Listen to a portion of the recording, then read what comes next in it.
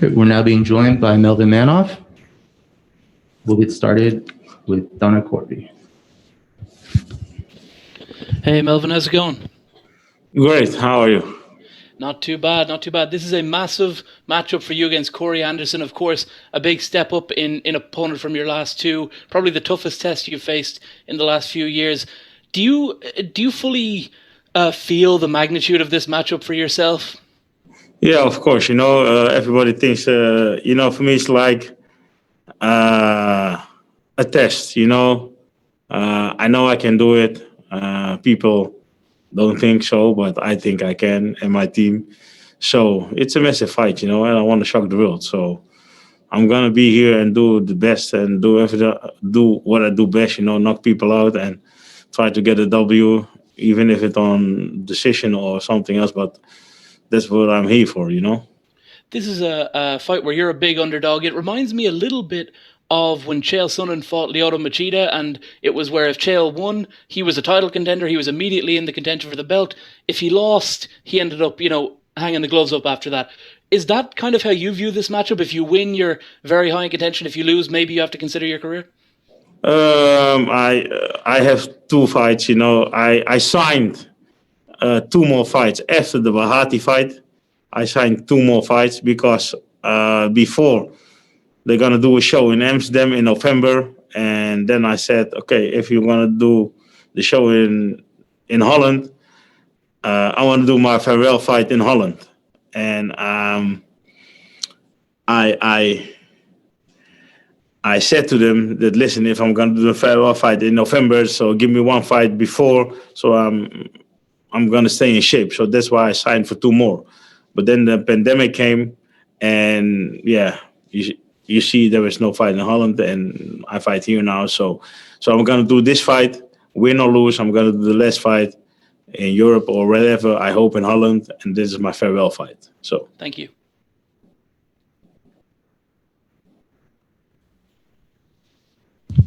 Steve?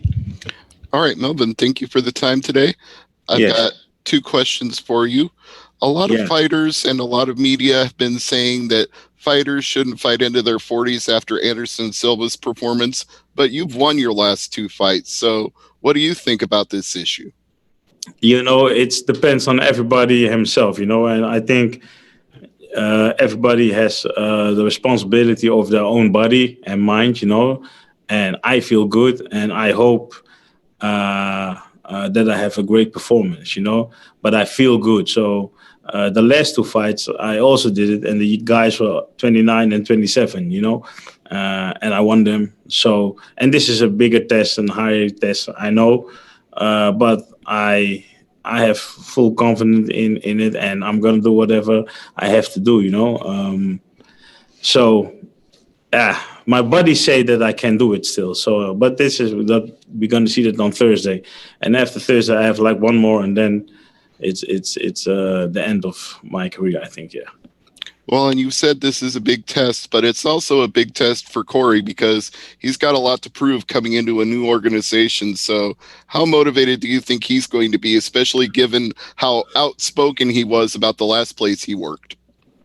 Yeah, but this is like, this is his thing, with what he has there. And this organization, Bellator, is like, they treated me like respect, and they give me this opportunity still,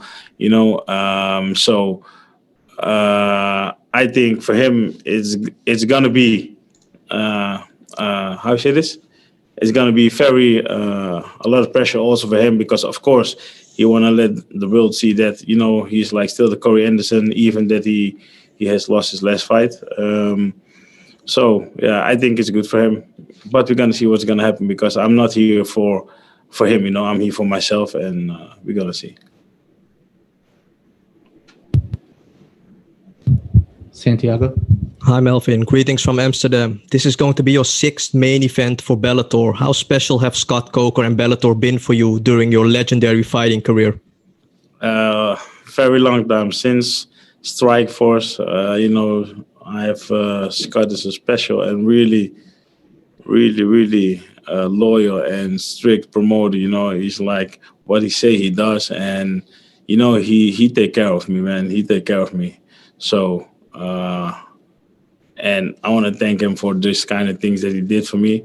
You know, he take me when he just signed with Bellator. He asked me, "Yo, can you still do it?" I said, "Yes, man, let's go." And I'm still sitting here now. And now he gave me on the end of my career, he gave me like such an amazing fight. I think that's for me, it's like very nice to do, you know, on this level, to still get like top level guys and this organization. So I want to deliver the fans and a pretty fight, and then I'm happy, man. What would a Bellator Amsterdam event mean to you, Melvin? Yeah, it means much. That's why I signed for 2 more, you know, because I was, after the Bahadi fight, I was finished. And they said they came to Amsterdam. So I said, okay, then I want to do my farewell in Amsterdam, because this is where I live, you know. So yeah, I wanted to do that for all my fans in Holland. But yeah, it's a shame that it couldn't. But maybe I have still one more to go. So, but let me first see how this fight is gonna go, and then I can decide what we're gonna do. Gareth? Hi, Melvin. Gareth A. Davis calling from London. How are you? How are you? Very well, thank you, my friend. Couple of things, first of all. There's a victory for you on Thursday night. How would you like Bellator to bring Ryan Bader to Amsterdam to fight for the title next year?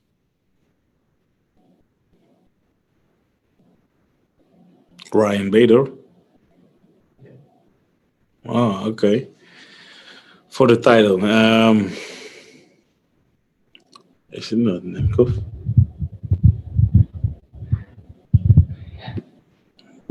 Okay. If he brings Ryan Bader, I would decline. Because Nemkov is the champion, I think, but I don't know for sure. I'm sorry, I'm just being dumb. Sorry, I'm having a senior moment. I do apologise. I confused you then. If they, of course, yeah. I'm sorry. I think lockdowns affected me in England. Okay, no problem.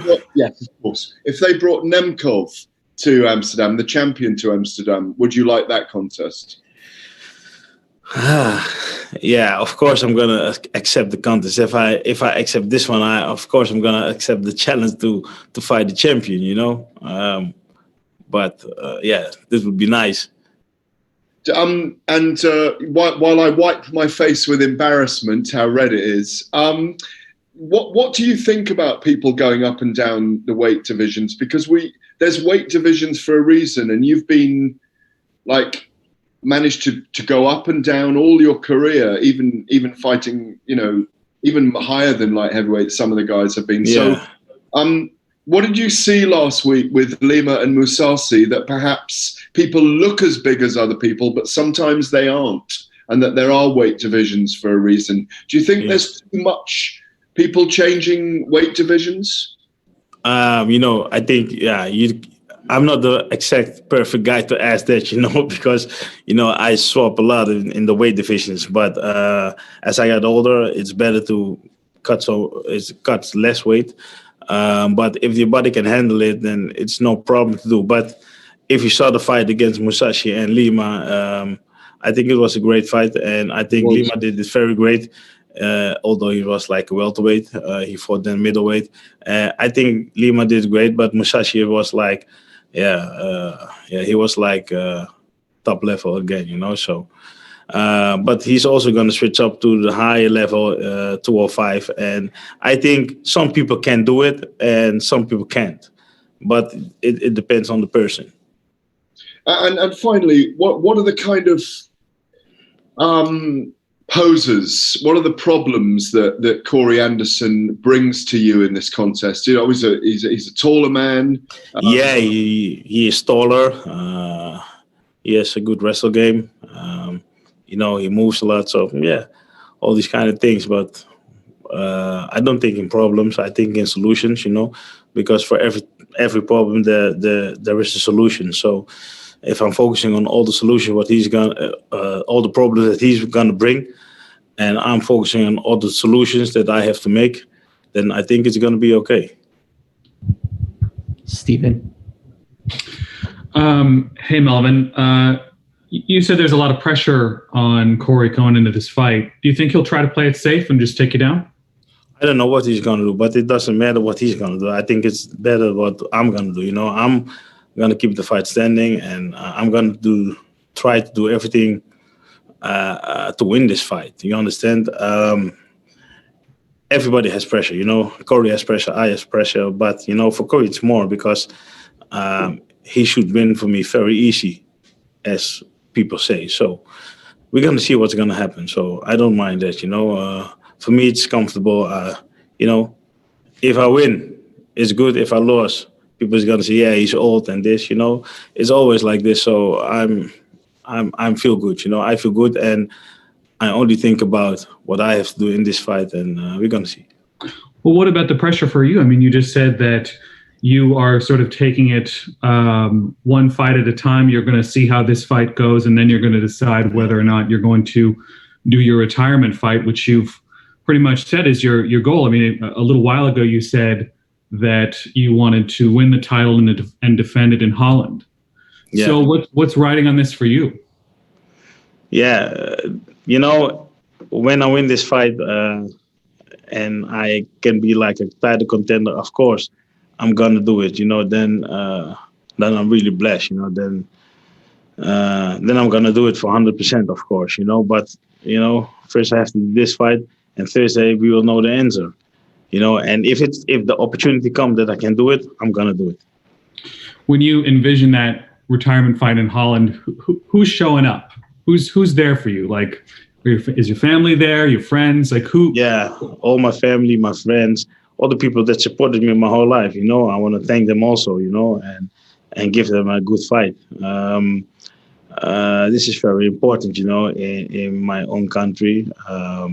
Yeah, it would be honored for me, man. It would be a blessing also. Do you ever feel like you sort of carried the mantle for Dutch kickboxing? You know, that scene is like was such a big scene, you know, 10, 15 years ago with K1, and you sort of came from that world. And it seems like it's dropped off a little bit. There's glory and stuff, and it's around, but it's not as prevalent as it once was. Do you feel like you carry that on your shoulders at all? A little bit, but not so much. You know, the kickboxing is still in Holland is not as big as it used to be. But I'm doing this for a long time now. You know, switching between two organizations like kickboxing and MMA. But you know, nowadays I really find myself an MMA fighter and also a kickbox fighter also. But still, you know, that chapter I closed it like 2 years ago, and there the kickboxing legend stopped. You know. Giancarlo. Hi, Melvin. You spoke on, kickboxing and MMA. You've been blessed with this great career. What have you attributed that to, this longevity in the sport like that? One more time. Sorry. Like, what did you attribute that to? Like, what do you think has helped you have this longevity in both sports? What I think that I have that. I had like so much fun in this sport. That's why I was always get motivated, to strive to be the best, you know. Just what I said also before. It's just like a mindset, that goal that you have to reach something, you know. You're there on your own and do your thing, you know. This is the thing that drives me, and I think that drive what I had that keep me so long in this game, and I really love the sport, man. This is my life, you know. I really live for this shit. And final one for me, like for whatever reason, like let's say you win this fight and they don't give you MANHOEF. In your career as a kickboxer and MMA fighter, was there an opponent that maybe got away, or a dream opponent you wish you could fight that if you have the chance in your retirement fight in Holland, it would be the ideal opponent? Oh, it's going to be hard. I don't know, man. I will have to think that. Now, 1, 2, 3, it doesn't come in my mind.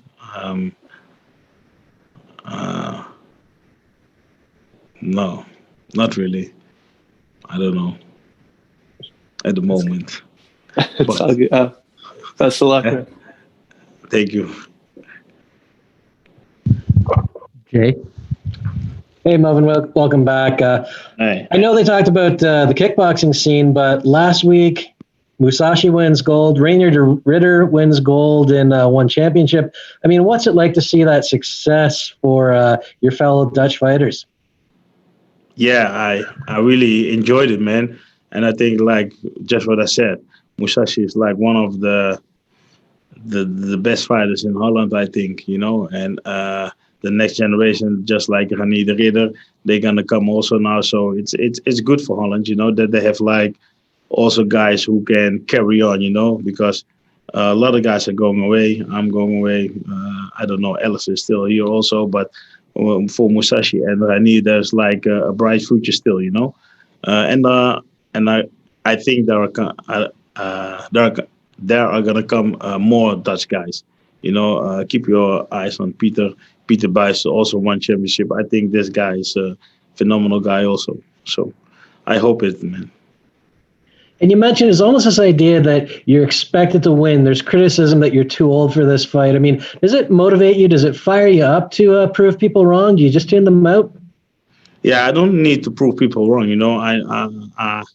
Of course I want to do that, but for me, it's like, it's only for myself, and my team. We work hard for this, You don't think that I'm going to train my ass off and then take a plane, come to America and think I'm going to lose this fight. Come on, guys. I believe in myself, and of course, this is the fight game, so it's a game that's going to hurt, and I'm not the guy who's willing to be hurting, so I'm going to do everything in my power to win this fight. So and it's going to be a nice fight. That's what I know. It's going to be a nice fight. All right, looking forward to it. Thank you very much. Ben? Hi, Melvin. So you've fought all kinds of fighters throughout your career. You've fought some of the best of the best. Where does Corey Anderson fit in amongst those guys? If he is ranked number 4 of the world, he's like one of the best. So I think if he's best of the best and I can fight him, then I'm also best of the best. So, it's. I think I have to rank him also there. He just fought Blachowicz, and Blachowicz is champion now. So yeah, he's like top level. And what I heard, they underestimate him in the other organization, and he wants to prove that he is like legit, and he is. So I think he's like a top contender for me. So I think he's like one of the best guys that I have in a long time now. And in your career, that's sort of just some crazy moments and big wins. Would a win over a prime guy like Anderson, who you've just called one of the best in the world, would you consider that one of your biggest wins? Yeah, of course. At the moment, of course. Thank you, sir.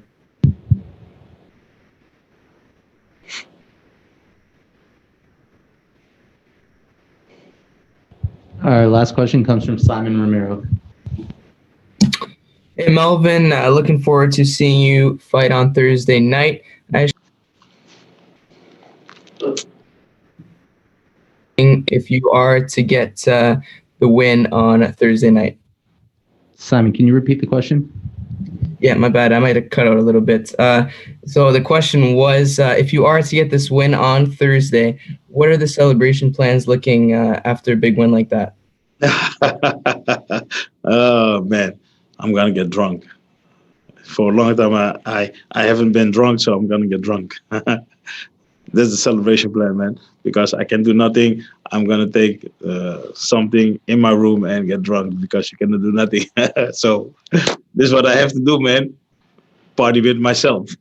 Ooh.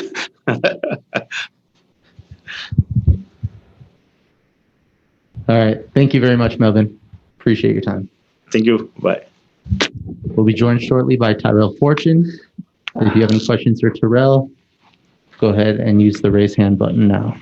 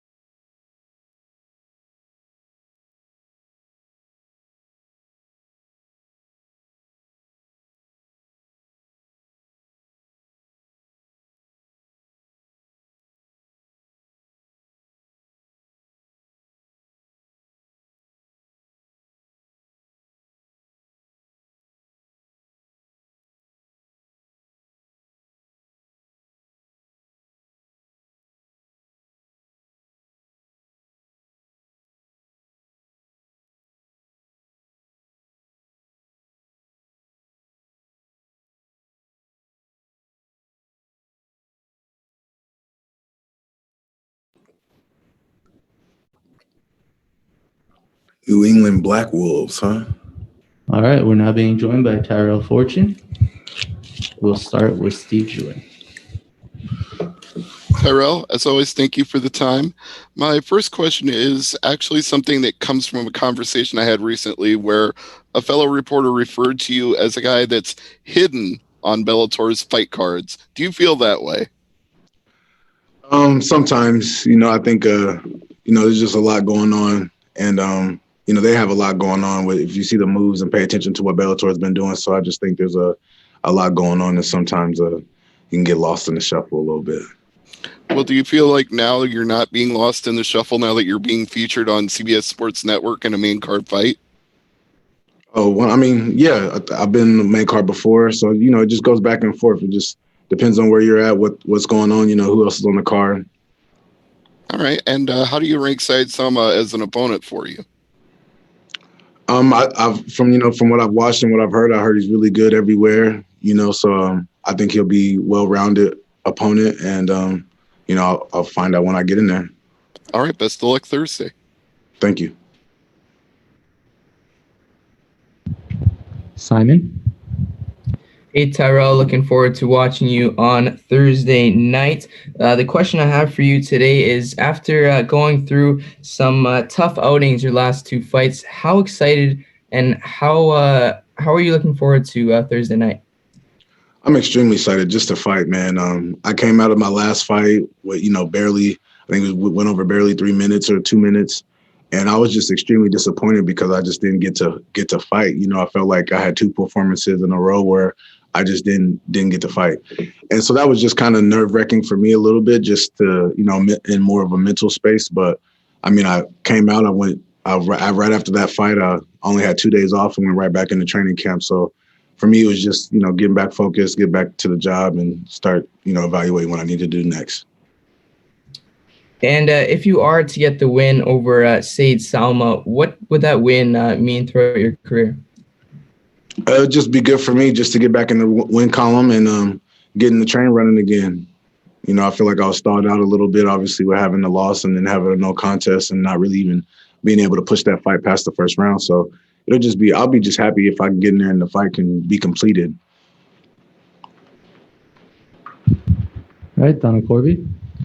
Hi, Tyrell. How's it going?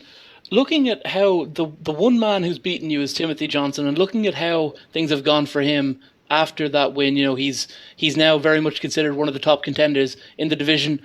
Where do you see yourself in Bellator's heavyweight division, sort of relative to the guys you fought? I think I'm one of the best in the Bellator division, regardless of where Tim Johnson or anyone is at. Obviously he had a lot of success. I just think that plays more into a storyline as I start my journey back up to trying to get back to the belt. And I think it could be a great rematch in the future if all the cards fall in line. I have a couple more if that's okay. One is, who wins that fight between Tim Johnson and Ryan Bader in your opinion? Well, I think Ryan. I trained with Ryan Bader, so I didn't have much time in the cage with Tim Johnson. So, I made one mistake and went to sleep, so it wasn't much to evaluate. But when you look at Tim's Johnson last fight performances with Congo and Mitrione, I think Bader's a way better wrestler than he is, and he's going to have a way better shape than Congo is. So I think Tim's going to have his handful with Ryan just in every category. And what do you make of this main event? You're just underneath. Obviously, you got a legend in Melvin MANHOEF. Some people maybe say he's a bit too old, but have you got a prediction for this main event, seeing the great Corey Anderson coming to Bellator against a legend like Melvin MANHOEF?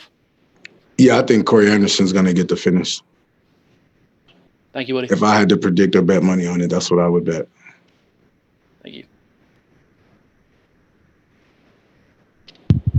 All right, Rick Sanchez. Hey, how's it going? Good. How you doing? My question is, during this COVID situation, how prepared mentally you are for your fight coming up, and if there's any difficulty changing to the new restrictions or new protocols with Bellator? For me, COVID didn't really do too much. I got keys to the gym, so I set up my own practice times away from everybody else and do what I need to do still, and never prevented me from getting my workouts in. But the protocols, I mean, they don't bother me at all. I'm here to fight. So whatever I need to do to get in the cages, whatever needs to be done. All right, thank you.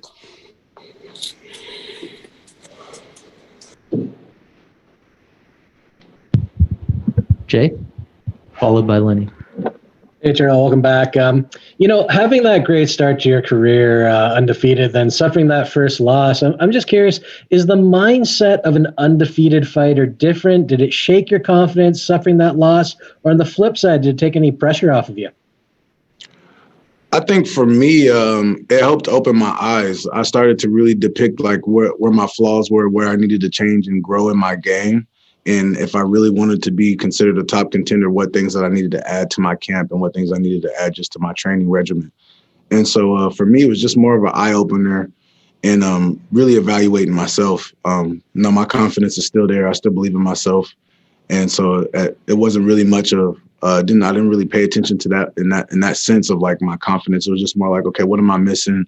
And I knew, there was a lot of things that played into that loss. And so I just, sat down and evaluated myself and made sure I make better decisions in the future. What were some of the things you did add coming out of that loss then? What was that? What were some of the things you did add to your training, to your camp coming out of that loss? Neuroforce 1 was the very first thing I went and got was another trainer, to focus on my weightlifting, my weight, my overall health. I have a nutritionist now who controls my diet, and just started to add those things in because I didn't have them before. It was just me and Trevor kind of doing everything. And I realized, I needed some more help. I needed to go out and actually invest in myself to get myself to the next level. Good stuff. I'm looking forward to this week. Thank you.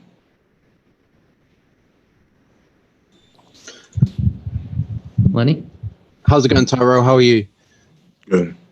So your opponent this weekend said will make his Bellator debut against you. Do you feel like how you've grown up in the Bellator banner, you've had all your fights in the Bellator cage in your professional career, do you feel like that will give you an edge come fight day?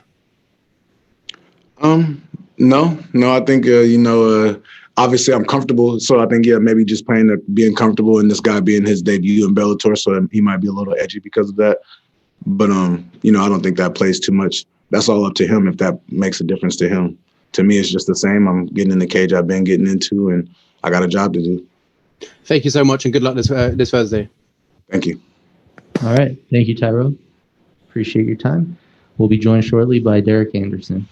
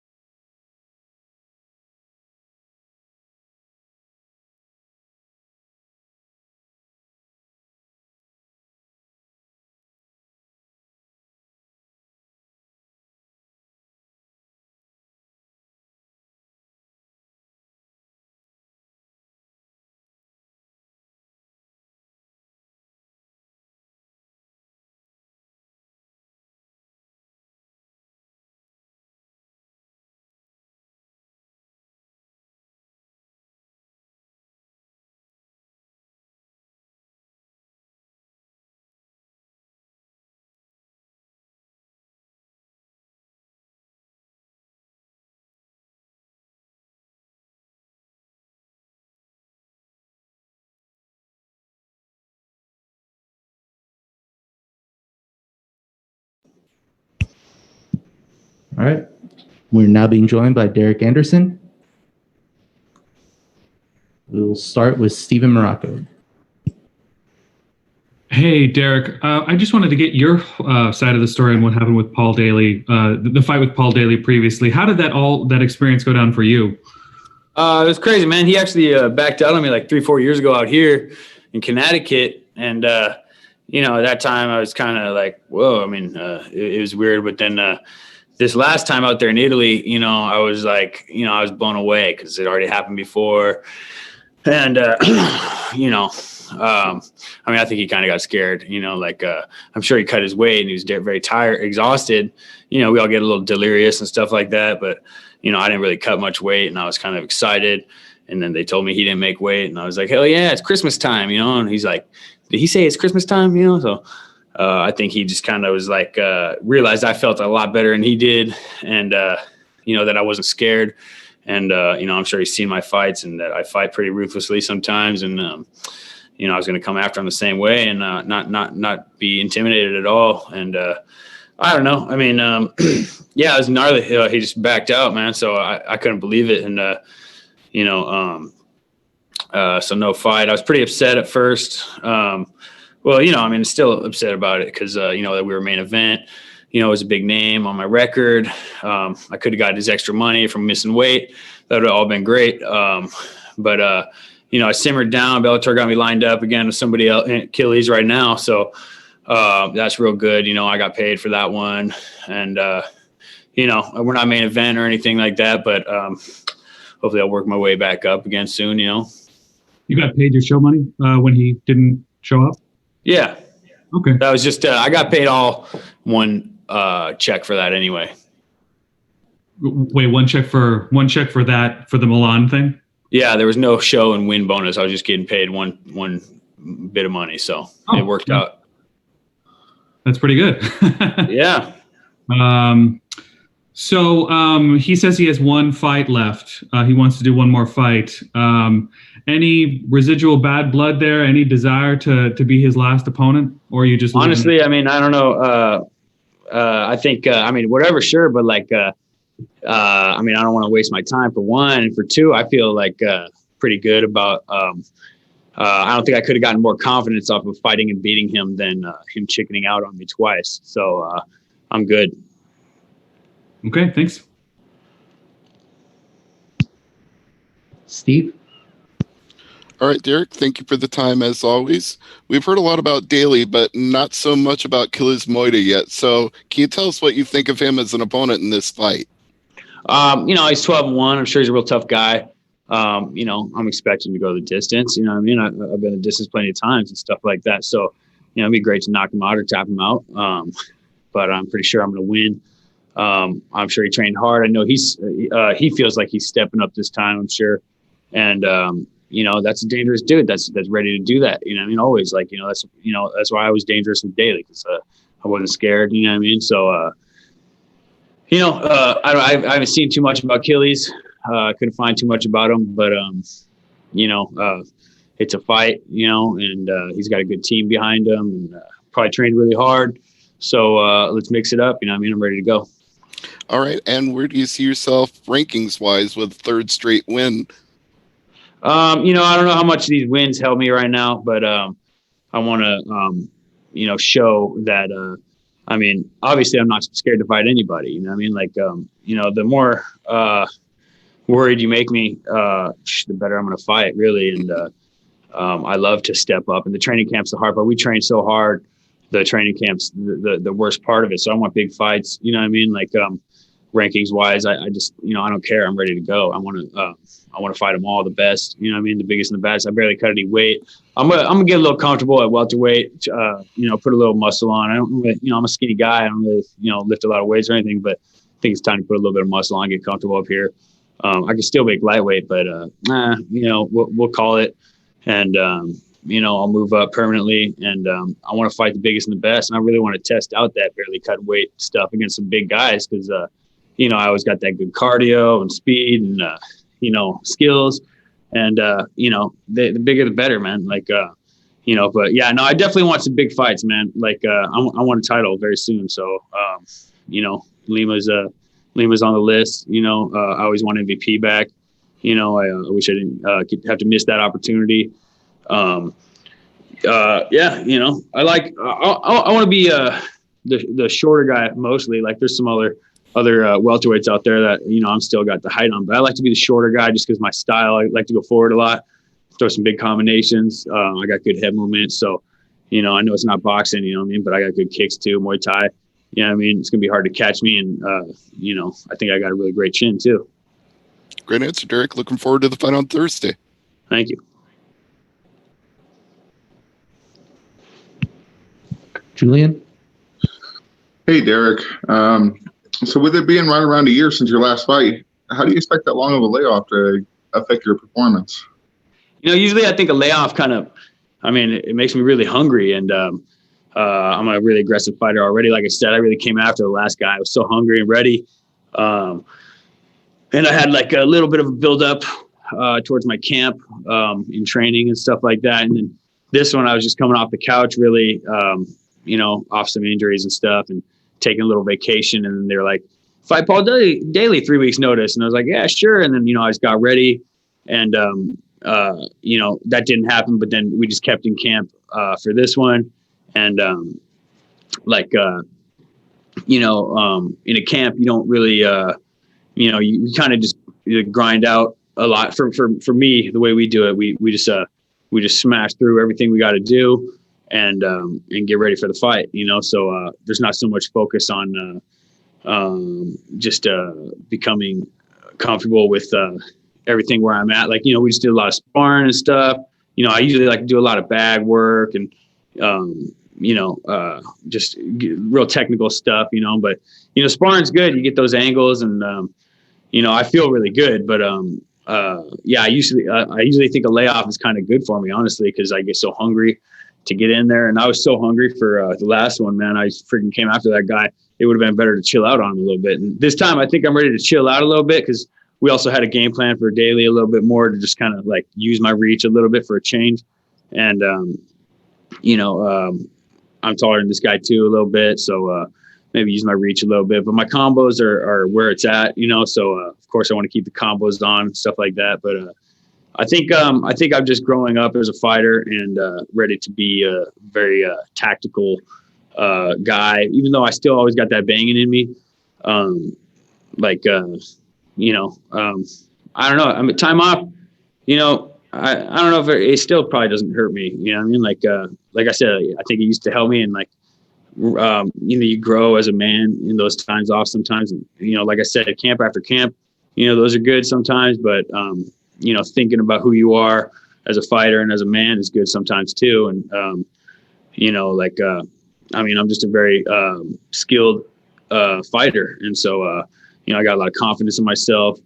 And, I always, I don't know if I always did. It wasn't about confidence before. I just, fought. And now I think I get to feel that I'm a very good fighter. And, I don't know. I'm always ready, man. I just feel like I grow all the time.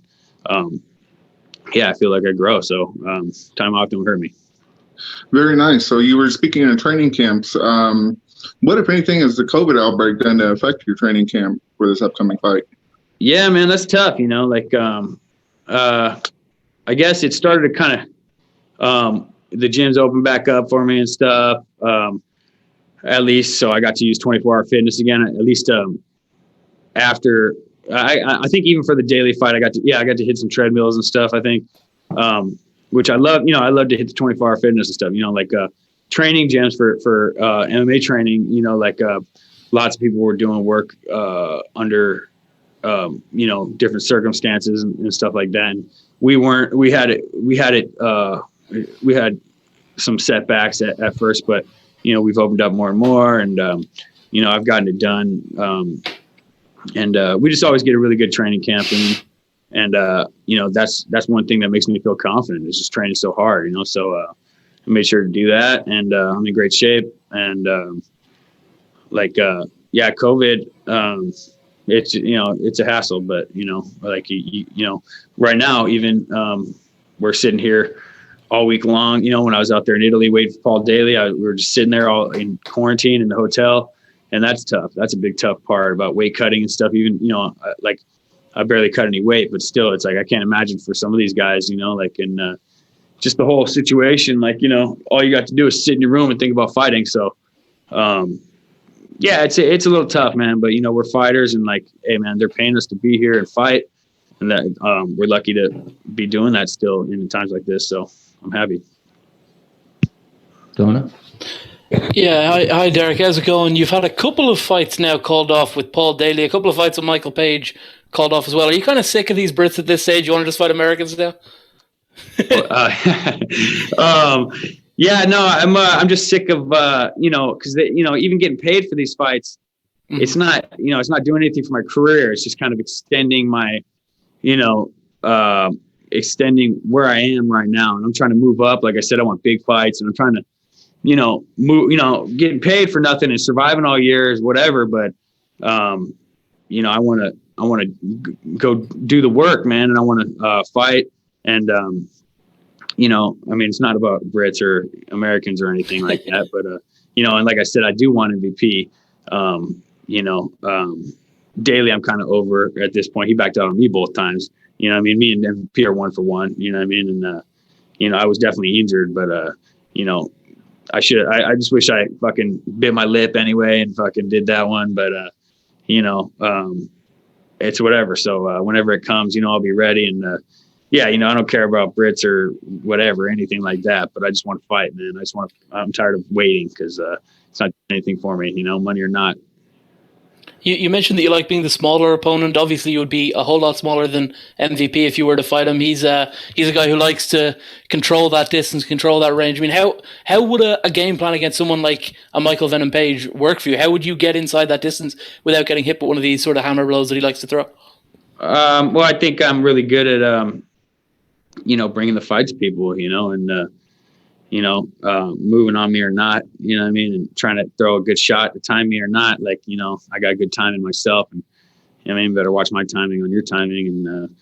And, I could take a shot better than anybody too. So, hit me, man, let's go. Like that's one thing that's real good about me is I'm a good fighter. And I think he knows that too. And a lot of people know that. And that's why the fight got set up in the first place a couple times is because I'm always ready to fight. Man, you hit me, I get excited. So you've seen a few of my fights, we start trading blows. The guy tries to high five me, you better watch out. I think I'm about to get excited.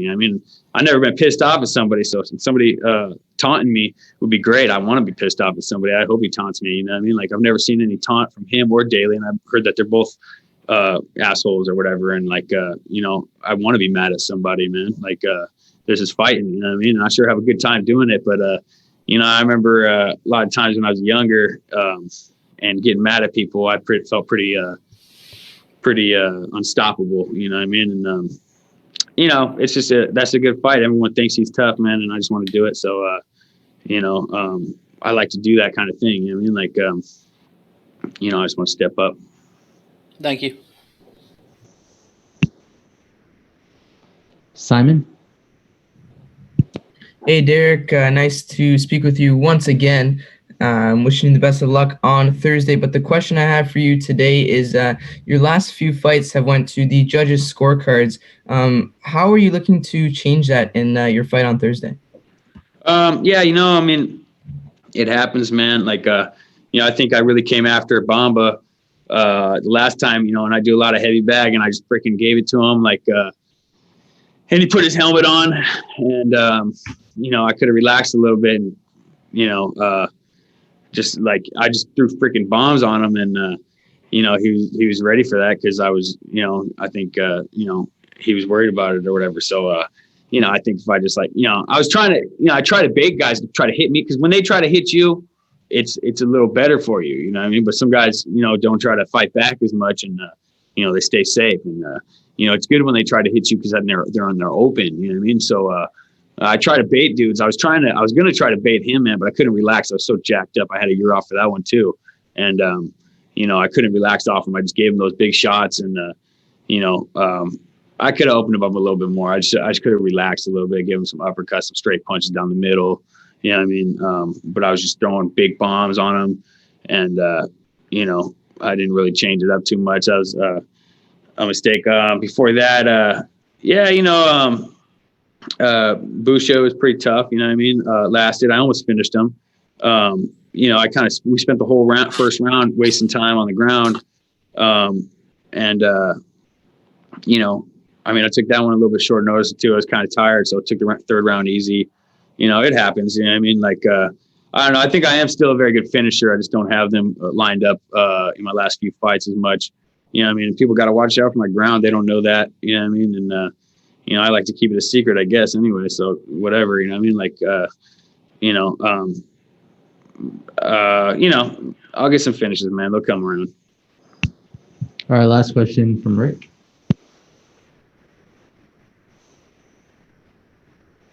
How are you?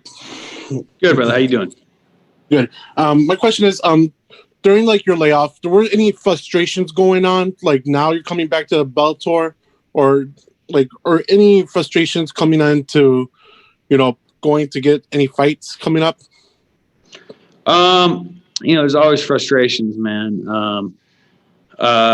You know, Bellator offers me fights here and there, but yeah, you know, like I said, before Daily, I was kind of laid off with some injuries and stuff like that, and I had just had the, you know, I had the injury that I pulled out of MVP for, and I was just recovering for that. I was getting ready to go again, and then got jacked up and training again because we just trained so hard, man, and like you know, yeah, it just sets you back, man, and it's a big pain in the ass. And then, you know, Bellator offers me fights decently enough now. When I was younger and I wanted them all the time, and was always, you know, nothing could hurt me. It was great. You know, I was like, give me fights. And, you know, they weren't always there.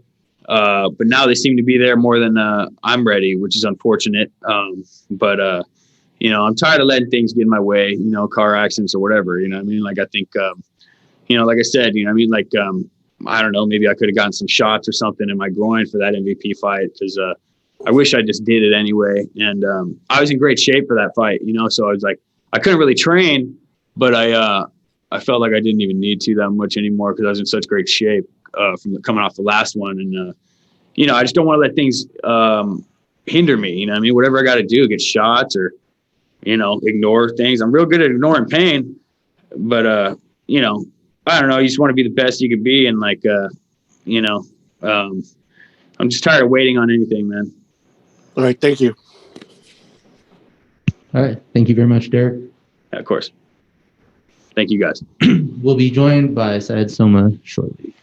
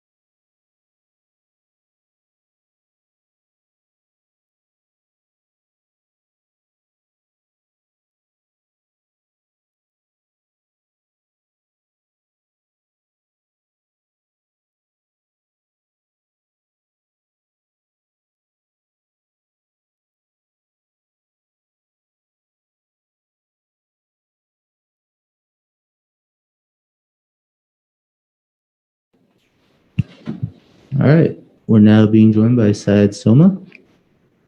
If you have any questions, use the raise hand feature. We will start with Steve Jewin. Syed, thank you for the time today. My first question for you is about how ready you feel for Tyrell Fortune. You've got a half dozen or so wins in a row on your record. So what do you feel about this next level up going to Bellator?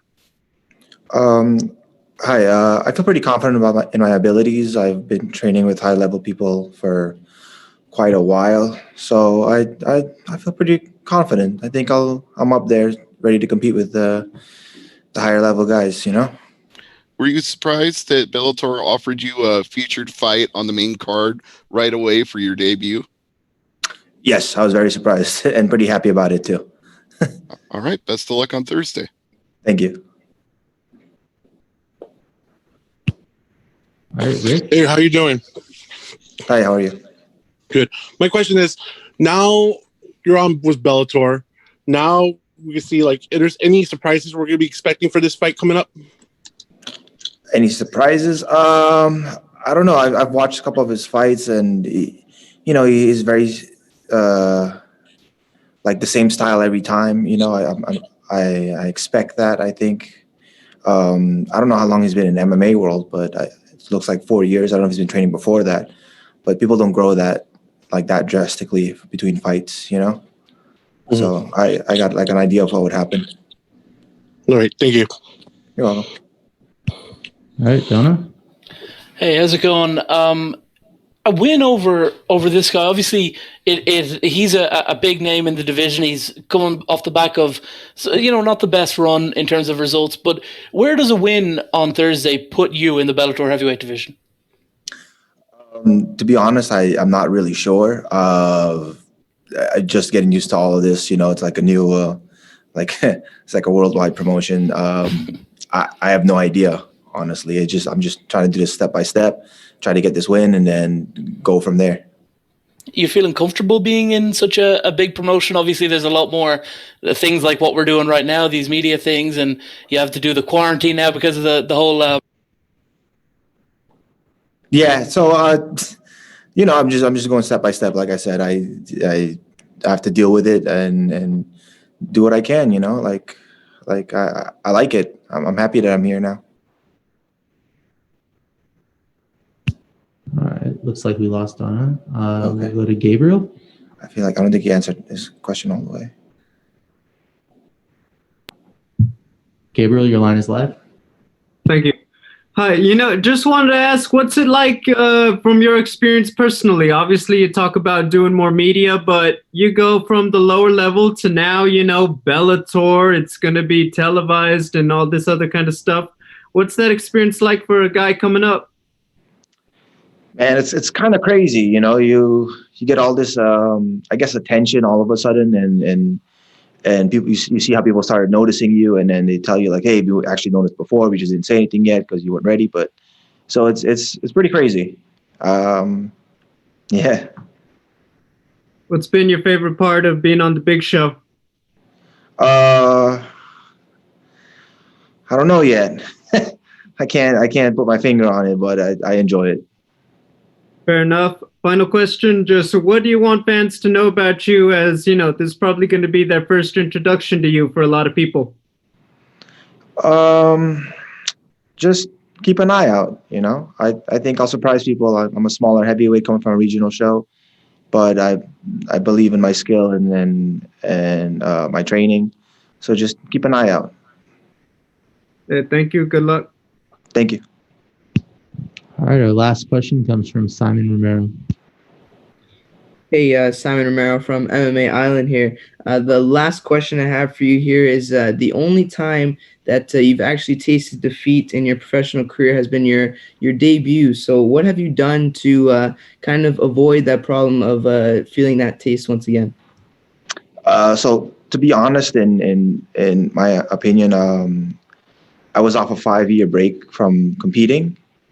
And it was just rust, man. Like I had ring rust. I probably should have taken an easier fight before I took that fight. Steve Martin is a very tough guy, He's an amazing fighter. So I took that fight like fresh off not fighting for 5 years, and I was like, I'll do it. Skill wise, I was fine, but I think the adrenaline kicked in and I gassed out, and then. I used to fight 205, so different paces, so I had to adjust my pace for heavyweight and just work on my nerves, really, like getting more relaxed in the ring. All right. That's it. That's it. Thank you very much. All right, we're now being joined by Corey Anderson. We will kick things off with Donna Corby.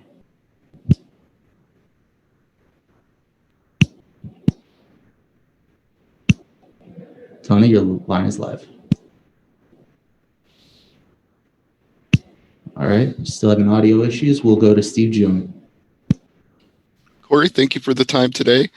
I know you fought a lot of legends in your career already, names like Glover Teixeira and Shogun Rua. So how do you compare getting this chance to fight No Mercy Melvin MANHOEF? I mean, it's just another fight to me, you know. As for Shogun, fighting Shogun, that was one the legend, the name of the legend kind of like struck me going into the fight, especially I think it was like my 8th pro fight, 8th or 9th, you know, to think, oh, I'm fighting Shogun already. So that was kind of like a shocker for me. And I had that, I don't know, say adrenaline, what you call that, that respect of him being one of the legends I actually looked up to in the sport, you know. But as for Glover, I didn't really look at him as much of a legend because I didn't really follow him until I got into the UFC. And same with Melvin, you know, I'd never really seen any of Melvin's fights until they told me that's who I was fighting. So as for looking at him as a legend, I can't take away what he's done in the sport. He's definitely beat some of the guys, and he's a legend in the combat sport. But that legendary factor doesn't register in my mind because he wasn't a person I actually watched growing up. Fair enough. And knowing this is your Bellator debut, and you obviously had some issues, shall we say, in your previous promotion, how do you feel now? How much more comfortable are you, and how does that improve things going into the fight for you? I mean, I feel free. You know, I've talked to my wife, I talked to my coaches about it. To me, it's like I'm starting all over. It feels like my very first fight ever. Just the pressure isn't really none of that pressure, none of the extra burdens on your back. You don't have the president over here talking trash about you. You don't have the commentators and everything saying negative things or saying good things. You got to try to impress somebody. You don't have to worry about making a needle move to get a title fight like they told me there and stuff like that. I'm here to fight. And I feel if I win, I move forward, you know, and that's the reason why I got in the sport of martial arts in the first place. You know, I grew up watching Matt Hughes, training with Matt Hughes in college, and he was the champ at the time. He used to tell us all the time, you know, fighting and wrestling is similar. You beat the guy in front of you, you move forward. You work hard and you earn that position. That's all you got to do. You go out there and you beat the person in front of you and you move forward. There's nothing else to it. And that was like one of the reasons why I got into the sport, thinking like, okay, if I just beat these guys, I move forward. And then when it got to the point where things started to change, it wasn't about beating the guy and moving forward. It was more about, are you selling tickets? Are you a fan favorite? How much money are you going to make us? Okay, how many followers do you have? Is people talking about you on social media right now? And then they kind of realized it took the love of the sport away from me. As far I wasn't going out there to fight just to win anymore. I started going out there to fight to win the fans over and to promote myself and get a big enough following so they would finally give me the title fight. And now that I don't have that baggage and that stress anymore, I just feel free. Like I can go back to just doing what Corey Anderson does and just perform to dominate my way, get the win, get my hand raised, get 2 checks, and go home. All right. We look forward to seeing that on Thursday. Glad to hear you're so happy now. Thank you. Gabriel? Hey, Corey, can you hear me? Yes, sir. Perfect. I mean, to follow up on that a little bit, I just wonder, you know, being in a new promotion, you're still fighting MMA. Can you relate the feeling for people who don't experience it? Do you feel like you're going into a new job, or, you know, is it the same thing, just different people? It's the same thing, just different people. You know, after I signed with Bellator, a lot of the interviews were saying, like, oh, what do you see different here? Like, why is it that you left Bellator or UFC to go to Bellator? You know, Dana White is saying, oh, you can compete better over there, this and that. And like I told them, it's the same risk, but with a higher reward now. You know, in UFC, they didn't value me. When we asked for more money, they just shut it down. As for Bellator, their first offer was just a big amount of money compared to what the UFC wanted to pay me, which made me realize, okay, this company sees my worth. So why would I risk getting hurt for a company that doesn't see that and not going to pay me anything when I can go get paid my worth and make some money for the same risk, where if I can end up in the hospital, I can end up with a broken arm, a leg, brain damage, whatever it is. But at the end of the day, at least I got paid for what I'm doing. You know, I got paid for the job I signed up for instead of getting paid for just being another number to go out there and cockfight. All right, we'll go to Gareth. Good evening, Corey from London. Gareth A. Davis calling. How are you doing? I'm good. How about yourself, Gareth? Love the accent. Thank you. Thank you very much, Corey. I wanted to ask, first of all, does a victory over Melvin MANHOEF, do you think for you propel you into title realm? I'm not really thinking about that. I think that was a problem I had in the UFC. After every fight or before every fight, I was telling myself, I win this one, this fashion, this, and that. They got to give me a title fight. You know, I've been on a winning streak. I'm ranked in the top. And at the end against Jan, I feel like that was part of the thing. And that's why I went out there and fought the way I did. I didn't go out there and fight the way Corey does. I went out there and fought the way Jan tried to fight. And I paid the ultimate cost because I was worried about if I go out here and dominate this guy in his style and beat him in a certain way, I get a title fight next. And John Jones was there. There's no way to go around it. He said my name, blah, blah, blah. And as for this camp, I haven't even thought about when I get a title fight. I haven't thought about what this fight would do to me next. All I keep telling everybody is we're going to go out here one fight at a time. If we got to fight 2 fights, 3 fights, 4 fights, or 1 fight, either way, it'll be worth it because we're getting paid our actual worth. We're getting paid for these fights. That's my job to fight. Am I saying I don't want to get to the title as fast as possible? No, but is the title like the main focus right now? At this moment, Melvin MANHOEF is the main focus. Go out there and get a win with him. After that, we talk to Sky, we talk to Mike, and we'll see what they say. If they wanted me to fight another one, fine. If I fight the winner of whoever fights for the belt next, fine. If I jump whoever and fight for the belt next, I'm ready for it. But either way, my job, I sign a contract and go out there and perform. Obviously, you've talked about the just now in the previous question about how obviously financially it benefited you and you could see the advantages of that and maybe things weren't going your way in the UFC. But did the strength of the division attract you as well? I mean, some of the biggest decisions had nothing to do with like the people in the organization and the division. It was more about self-worth, setting myself up financially, me and my family financially. The way I put it is I was in the UFC for 7 years. And when people think that, like, wow, are you a professional fighter? You're a UFC fighter. You got lots of money. If you look at my bank account, you look like I'm just on a regional fight scene. I've got 7 years fight on a regional fight scene because the risk wasn't worth the reward.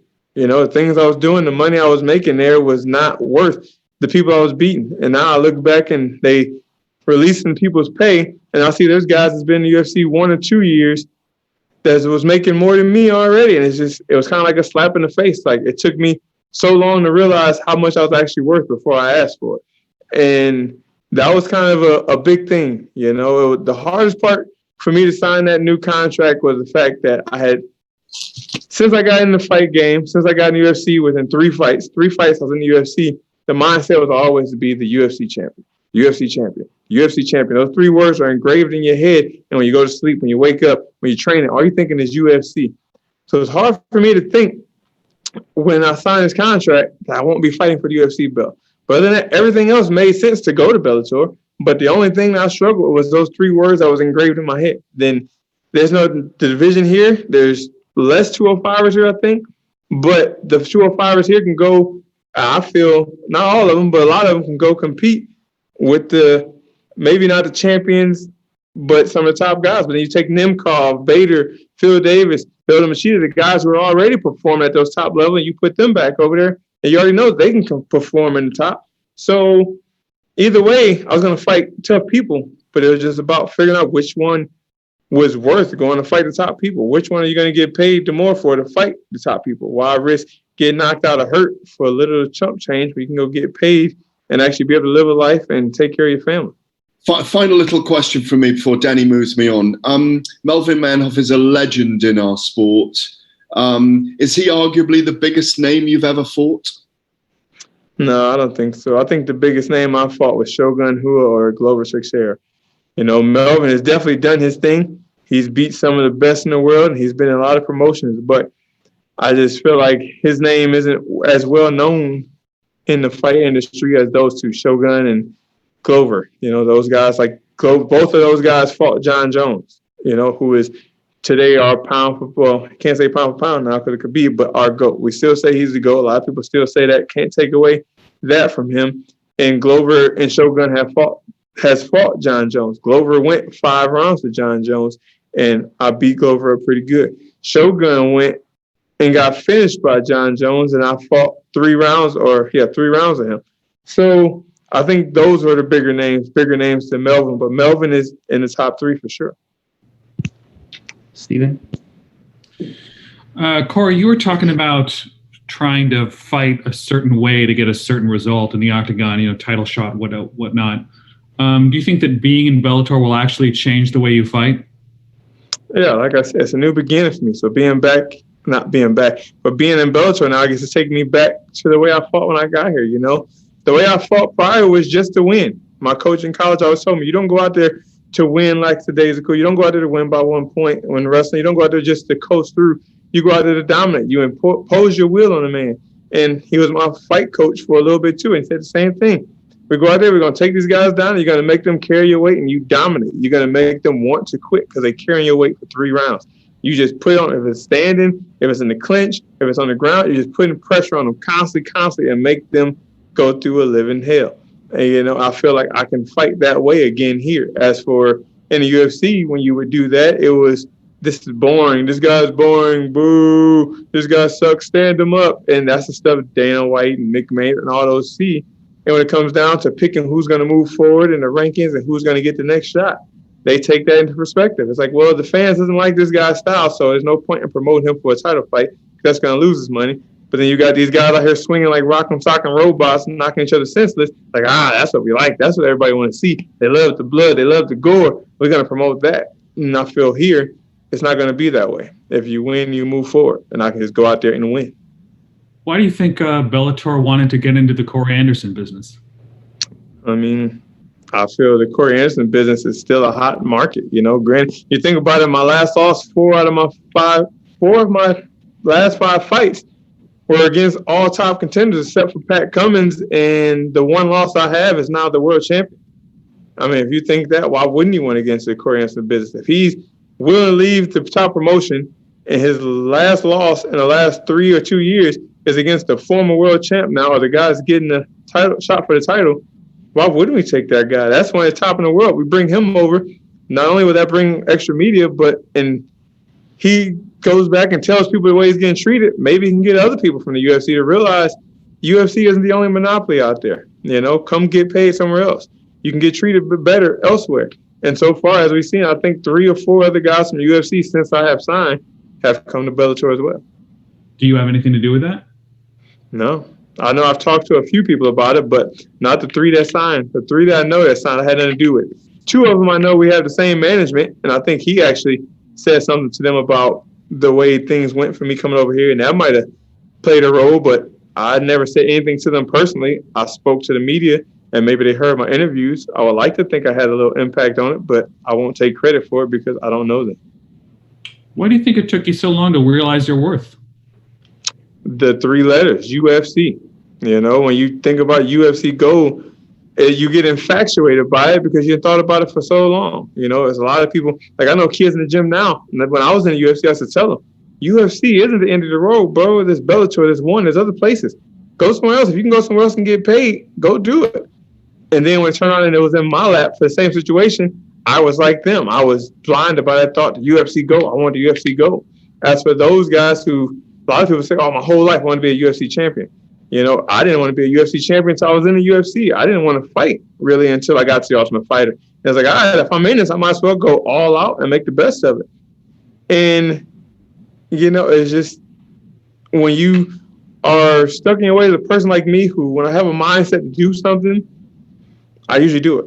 And the fact that I always told myself, I'm going to be the UFC champion before I retire, for the fact to think if I was to leave here now, I would never meet that goal. And I feel like that was probably the reason why it was so hard for me to go ahead and just say, all right, it's time to part ways. Last question. I have to ask your opinion. What do you think of Israel Adesanya going up to face Jan? It's a fight that the UFC will make, you know. Like I said in the other interview, you think about the 205 division, you got Marata and Glover fighting this weekend, which is number 1 and number 2 versus number 3 or 4, whatever it is, which would be a title contention fight you would see. But why in the world would you book the same week that fight is booked, you book the 85-pound champ versus 205-pound champ? Now that means the winner of this fight next weekend just has to wait or fight someone else. And the way the UFC works is like if you decide to wait, they're going to try to push somebody in front of you that's willing to fight one of the top guys. And if you don't wait, you go out there and fight, you can take the chance of losing like I did against Jan Blachowicz. And that's just the way the game, the cards fall in the UFC. It's about what's going to make them the most money. It's not about what makes the most sense anymore. All right, we'll take one or two more. Donna? Hi, Corey. How's it going? Sorry about the connection issues earlier. If you stuck with the UFC, if you go to Bellator, the chances are you were never going to end up getting that matchup with John Jones. He seems pretty intent on moving up to heavyweight. Does that disappoint you a little bit that you're never going to get that fight?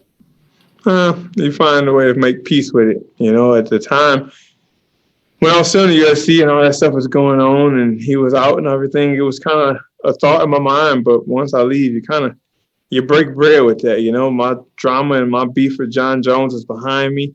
And when I put that behind me, I made a public apology to John. I personally reached out to him and apologized to him for things I had said in the media and the things I said to him and crashing his meet and greets before. And like I said, you just mature and you learn how to put things like that behind you. And it doesn't really affect you anymore. So you're not going to be doing any more shenanigans trying to get a matchup with Vadim Nemkov, no? No, that's behind me. I've matured. Thank you, buddy. All right, we'll go to Lenny. How's it going, Corey? How are you? I'm good. How about yourself, Lenny? Yeah, I'm good. Thank you for asking. So with the move over to Bellator, I know a lot of people in here have been asking you about the move to Bellator and the UFC, but it's quite a hot topic. You know, when you got announced from Bellator, you know, the MMA community kind of crashed a little bit. They were a bit surprised that you went over to Bellator. So, and what Scott Coker said about the light heavyweight division, he said that he believes he has the best light heavyweight division in the world. Is that same with you? Do you think you're in the best light heavyweight division in the world? I feel like I'm in the midst of some of the top in the world. You know, you never really know who's the best in the world till the two top guys fight. But I know in the UFC I was in the top. I know here I'm in the top. I just know the top here and the top there are the elite 205ers in the world, period. You know, can you say the 205 here is the actual best until somebody beat John Jones? It's debatable. Now that John Jones has moved on, yes, Bader did a lot of great things and Nemkov beat him, but at the same time, you got to give respect to John Jones. You can't take away what he's done. And I'm a realist and I keep it real. And I feel like until someone beat him, we can never really say we are the best. Unless we accomplish the things he have or beat him, we're going to always be chasing that GOAT thing. Until we get the GOAT name, in order to get the GOAT name, you got to break the records. You got to do the things he's done. And so far, I haven't seen anybody do that. Can we all compete with John Jones? 100%. As we see in his recent fights, he's been going decision. I think he lost the actual fight against Dominic Reyes, but I think the top is here, and there are some top guys there, and the top guys here can definitely go toe-to-toe with those guys, and we'll win for any given day. Look at Michael Chandler. He just left here and went there, and right away got thrown into the alternate for the title fight. You know, but I would never claim who's the best and what's the best until the best actually match up and prove themselves. All right, we'll take our last question from Giancarlo. Hi, Corey. This whole pandemic has been a really difficult thing for some fighters to get training in. How have you adapted your training to make sure that you're prepared for your Bellator debut? I mean, I prepare for my training the same way I prepare for anything. I'm a grinder. I'm a hustler. I'm gonna make way and make things happen. You know, when the pandemic hit and all the gyms got shut down in New Jersey, I literally have a garage at my house and I have cars and toys in there. I put everything outside and just matted the gym out. Got the few guys I knew that had jobs that would have to be COVID free and would invite them over and train. Then as time went on, I ended up buying weights and install weights in the garage. And I ordered heavy bags and jump ropes and resistance bands and ground and pound dummies and everything you need to start a gym off in my garage and to stay focused and keep working. And this was before the Bellator announcement came, before I signed with them. And then by the time I signed, the gyms were back open. And then I was able to get in contact with my coaches and realize it's time to go all gas, no break. And to put the grind I have been doing the whole quarantine lockdown, the COVID lockdown, on top of the things we've been doing since the gyms opened back up, I just feel phenomenal. I feel confident. I feel ready. Like I just said, I feel free. You know, the mind isn't stressing like, did I do enough? Did I cover all the bases? We've been working nonstop since the last fight. As soon as we got to the hospital, we went back to work. And I'm just confident in everything I've done, my partners, my coaches, and the time we spent training, that we are prepared to go out here no matter who they gave me. Nemkov, MANHOEF, Bader, Machida, Davis, whoever it was, we're going to be ready regardless. All right, our last one, Simon Romero. Hey, Corey, Simon Romero from MMA Island here. I have this last important question. you're moving over here to Bellator for your debut on Thursday. Were there ever thoughts of shaving that beautiful beard you have going on over there? It actually was a thought, to be honest. I shaved my head Sunday in quarantine. And what I was thinking like, if I'm shaving it, I might go ahead. I wasn't gonna shave it all the way off. I've never been beardless since I finished wrestling in college. But it was actually a thought, like, while I was shaping it up, like, should I come down a little bit? Maybe a new promotion, new me? And I was like, nah, beard gang forever. All right. Thank you very much, Corey. Appreciate your time. Yeah, no problem. We'll be joined shortly by Alex Paluzzi.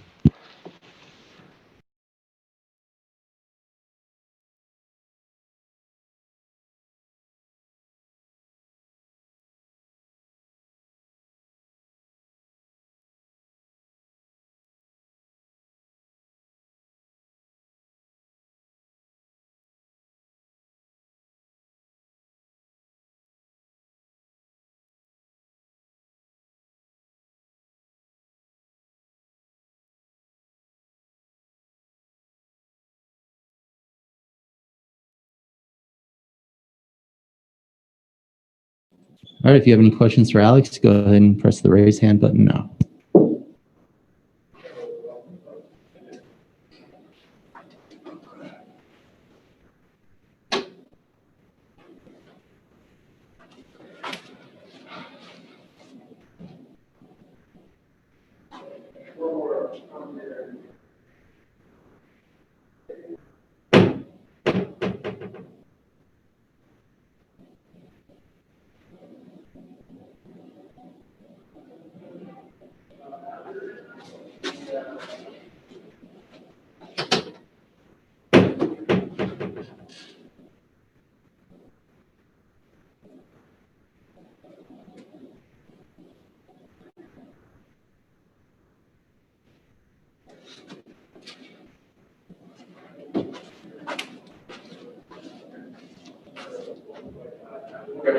Exactly, yep. Yo.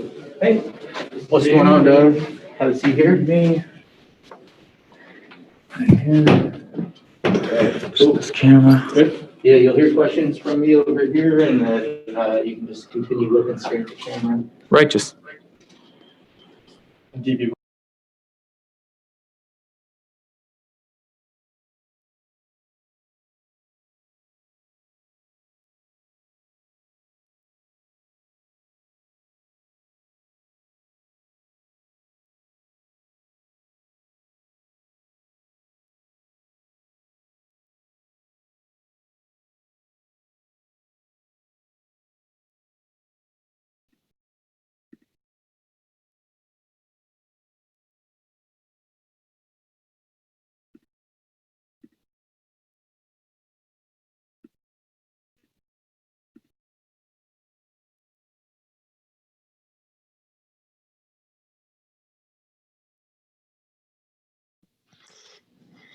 Hey, how are you?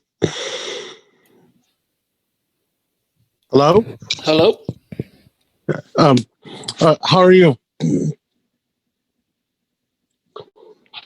Okay, go ahead. Can you hear me? Oh yeah. All right. Now you coming to with Bellator. There's any fighters in the lightweight, heavyweight division you're looking forward to see in the future, or any mindset coming up after your win coming up? It's tough to say right now, and as cliche as it sounds, I'm just looking forward to the fight forward at hand. So right now, if I had to answer you, it'd just be Julius Anglicas. Pressing forward, it's just the kind of the next guy. I'm gonna be disappointing to a lot of folks who follow MMA, but you guys probably know a lot more of the names than I do. I just show up and punch who they want me to punch. All right. Thank you. All right, we'll go to Donna. Hey, Alex, how's it going? Good. How are you? I'm not too bad. Obviously, you're coming off the back of a win. It's a quick turnaround for you within a couple of months against Rafael Carvalho, a big name. Where does a win on Thursday night put you in terms of the division? In terms of the division, again, you guys are asking questions that are a little bit above my pay grade. I show up, I fight in a cage, I try to hurt people as best as I can. I'm hoping that a win on Thursday lands me in a position to fight somebody else for some more money, and with Bellator being happy to see me back. Maybe if we can get our stuff together, maybe it won't have to be at the Mohegan Sun with all the COVID restrictions. Maybe we can get some fans in the audience, but really, I mean, that's You're hopeful. not the biggest fan of the COVID restrictions, no? Well, yeah. As far as the COVID restrictions go, I mean, I haven't experienced anything else with Bellator. They're handling it really smooth from what I've seen, but it'd be nice to get the fans back in. Get the fans back in for the live events again. I'm hoping that it'll come sooner than later, but we'll have to see where the year takes us. You mentioned wanting, to get back in there quickly, and another big fight that's happening. I mean, it's a big night in your division, right? The main event. Will you maybe, after you're done, after you get the W, maybe sort of head back and have one eye on whoever wins that one? Well, they've made it clear that I won't be able to watch it live, but maybe if I can get back and get cleaned up in my room enough, I'll be able to catch it on TV. Are you interested in fighting either of those guys? I'm always interested in fighting, whether it's one of the winners for contention series or later on down the road. If they're in light heavyweight, I probably want to fight them.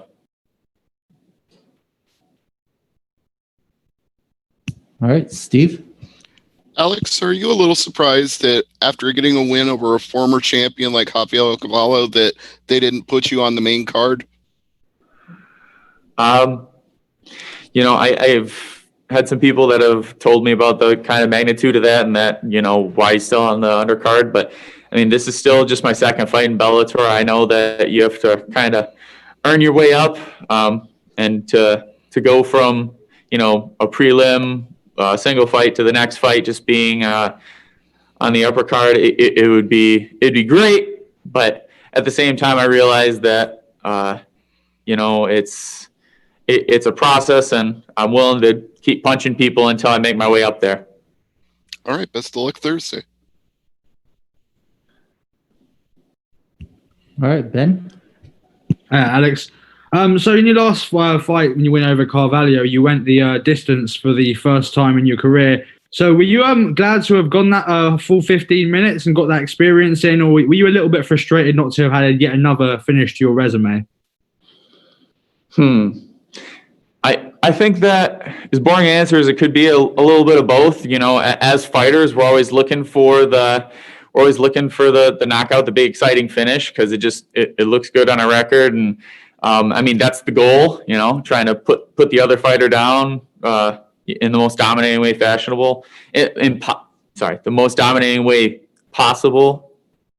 But I think it might be a good thing to have gone that full amount of time, that distance, as you say, because, as you mentioned, it's just the experience of getting that full 3 rounds in and knowing that I can press it there, and I can impress upon the judges that I won the fight, even though there wasn't a knockout or a tap out or a submission or anything like that. And just one more from me. Can we expect to see any more temporary tattoos on fight night? The temporary tattoos are going to keep coming as long as I can keep not having permanent ones, I guess. All right. Thank you very much, Alex. Appreciate it. We'll be joined shortly by Janae Harding.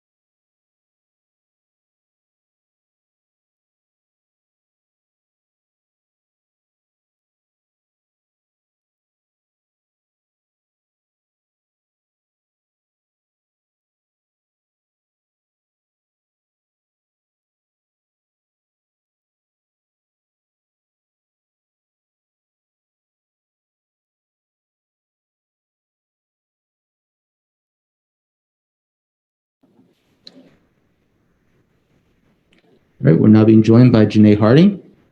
If you have any questions, go ahead and use the raise hand button. We'll start with Gabriel. Hello, Janae. Can you hear me? Yeah, all good. Perfect. We touched on it in our interview yesterday, but I just wanted to follow up. Working with Bose and Disney, first off, I think the big one helping to promote the remake of Mulan. Just how did that partnership and how did they reach out to you for that one?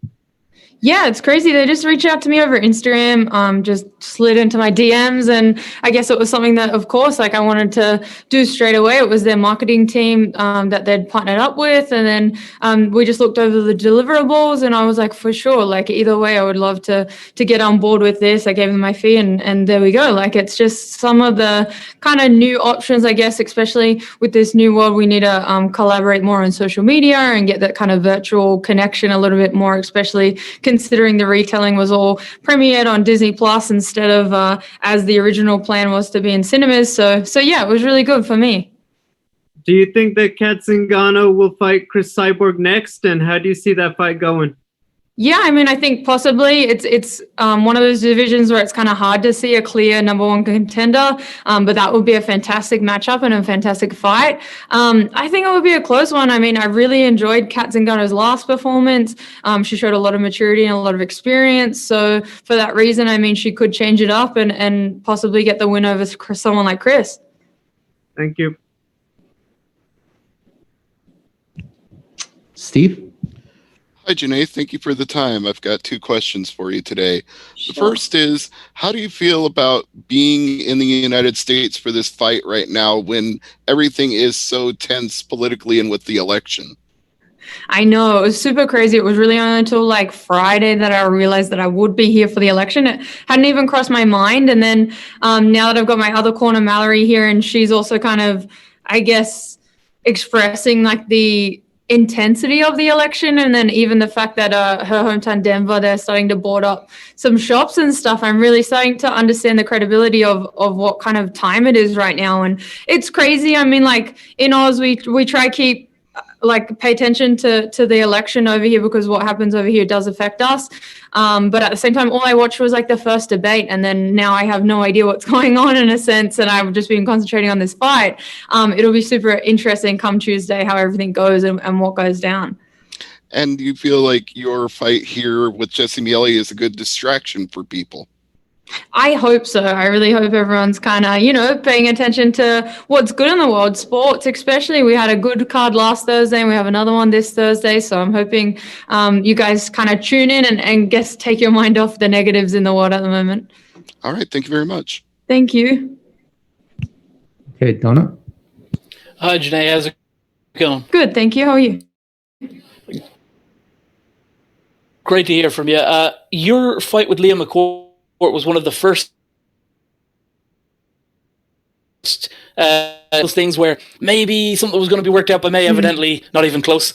Now you're fighting Jesse Miele. Do you think that fight with Liam McCourt is ever going to happen? And are you hoping to get 100%? That fight? And I know that in interviews, she's also said that she would love to honor it. So I think it's something that after she comes back from her surgery, we can definitely figure out a date that best suits the both of us and hopefully also a location. I guess with everything at the moment, it's kind of hard to figure out.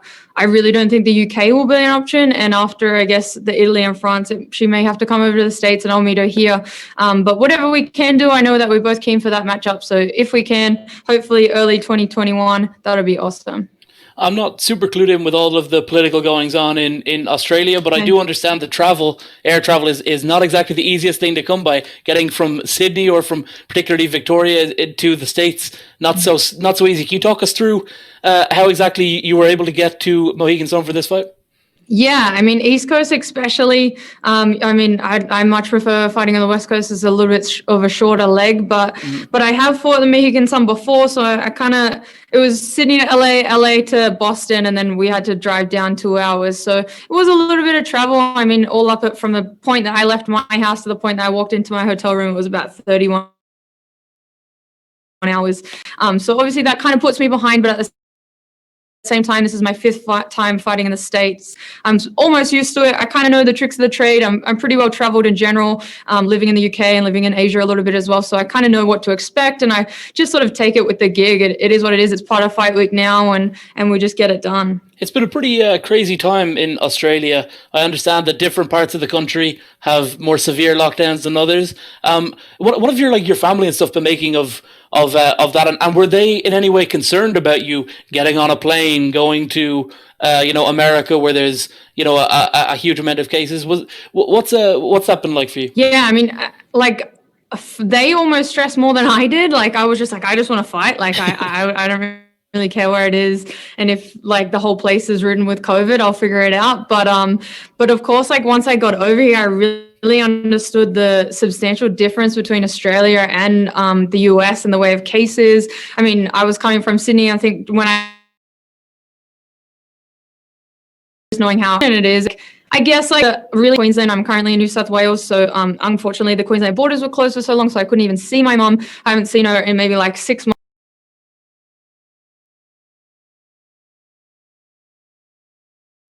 or so, just because I haven't been able to pay for like quarantining in both areas and spending a month of my life in hotel rooms. So of course she's been concerned, and then I guess it's heightened because we haven't been able to see each other. So I'm just hoping that, once I come back, we also have our elections going on at the moment. Things may change. It's kind of at that point where we're really lowering our COVID cases. So by the time I come back, I'll be able to go home and see my mom and see my family and kind of, I guess, de-stress them from all my traveling and what I do. Thank you. Thanks. All right, last question goes to Len. Hello, Janae.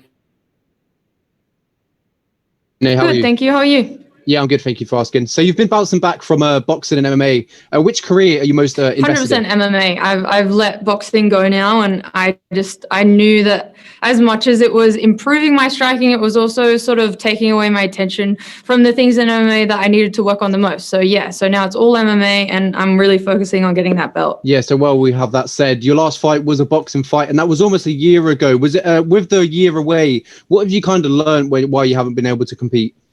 Well, I've been super lucky. As much as COVID kind of hit at the start, of course, it changed the training regime up a little bit. And then the other thing is, it closed some of my gyms that I used to go to. So I ended up changing gyms.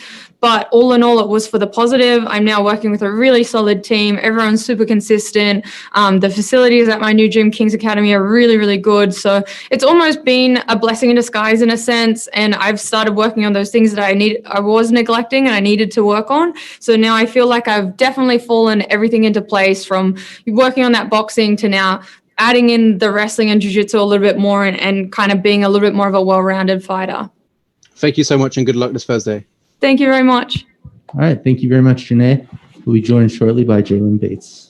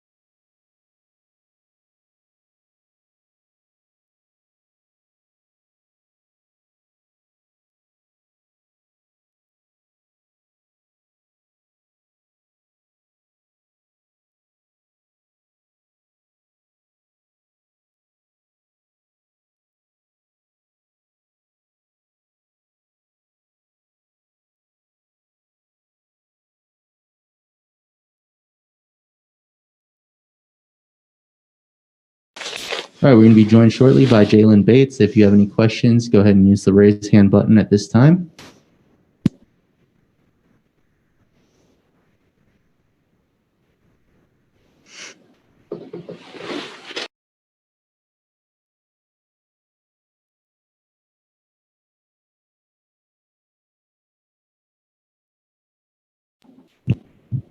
All right, Jalen. So your first fight with Bellator. Tell us how everything's going so far.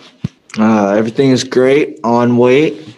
Gonna get some rehydration a little later, and probably hit some more, a little more weight cut. But other than that, everything's great. Love it. And all the preparations with the pandemic going on, how does it affect your game plan? Honestly, it really hasn't. I've been training ever since the pandemic started. I was training before the pandemic, ever since my last amateur fight. So I've been really prepared for this moment for a while now, since January, honestly.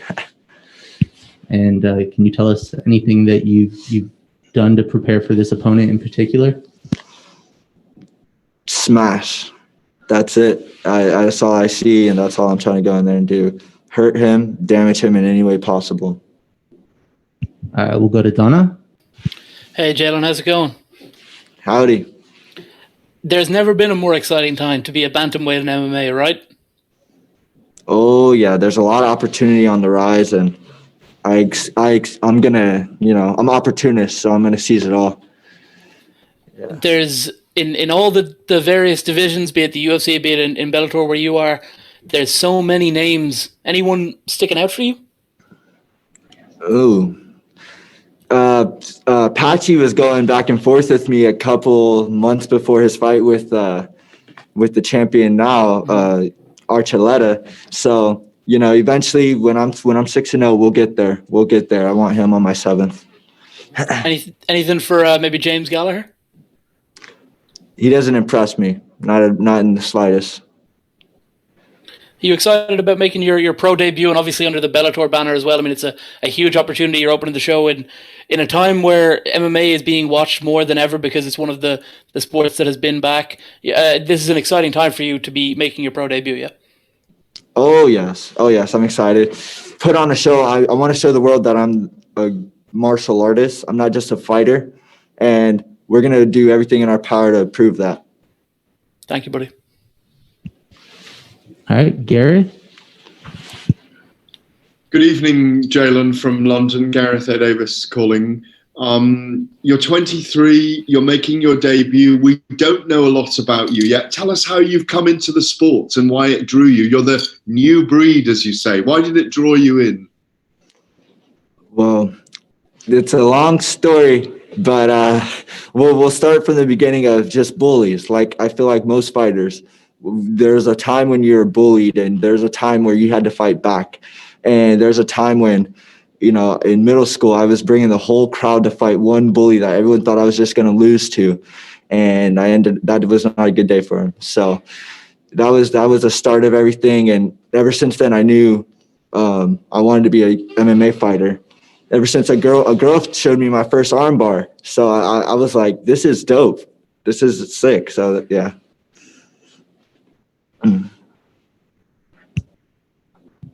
All right, Lenny.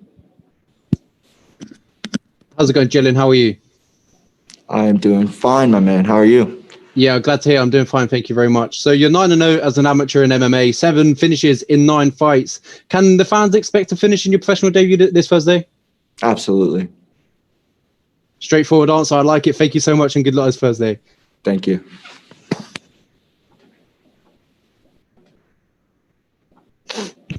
We'll go back to Gareth.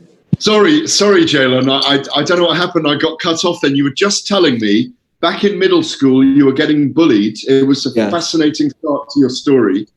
Yes. Yeah. So everyone thought I was going to lose to this, this renowned, the popularity contest never stops no matter where you go. Mm-hmm. And since then, he brought the whole school. I had 4 friends with me.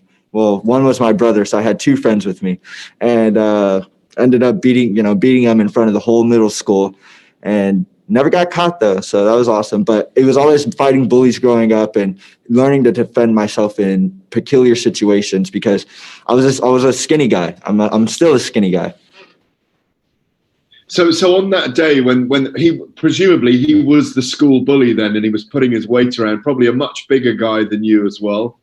Oh yes. I'm still. He was maybe a couple inches taller, but you can tell he had more meat on his bones.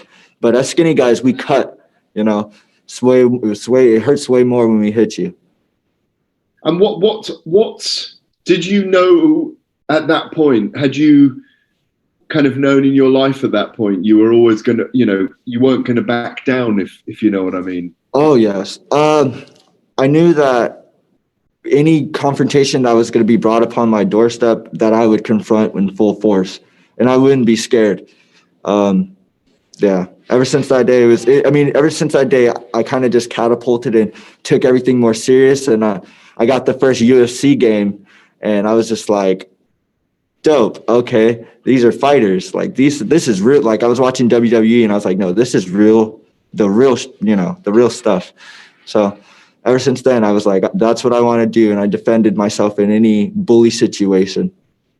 I'm sure you're going to tell this story over and over. Did you have to be the man in your house at a very young age, or No, my dad did not let us win. My dad was we would always wrestle with my dad. We grew up in a real, two other brothers. One was my age, and our dad would hold us between his legs, and he would pinch our noses, and we would try to wrestle. He would never let us win. And that's the key there. There is not really, I wasn't raised in a household where we bred weakness. We're built on strength and honor. And ever since then, I was just like, we just continue going. We continue to push and fight forward no matter what. Well, you sound amazing. Do you feel like you have a genuine destiny in this sport then? Absolutely. Yes, thank you for hearing that too. No, I can't wait to see you fight, and I can't wait to meet you as well. You sound amazing. Thank you. I appreciate you. All right, our last question comes from Steve June. Hello, Jalen. Thank you for the time today. Earlier on the call, you mentioned that you don't rate James Gallagher very highly. He's 11-1 so far in his career, and you're just making your Bellator debut. So how have you formed that opinion, and what would you like to say to him if you actually get the chance to go face-to-face with him? Well, I'm no disrespecter. I don't disrespect people. I just don't think that highly of people as well. I don't have expectations for anybody. The only person I expect highly of is myself. So if I saw him, I'd say, hey, you're an awesome fighter, and I would love to fight you. It's all respect at the end of the day. I have no ill will.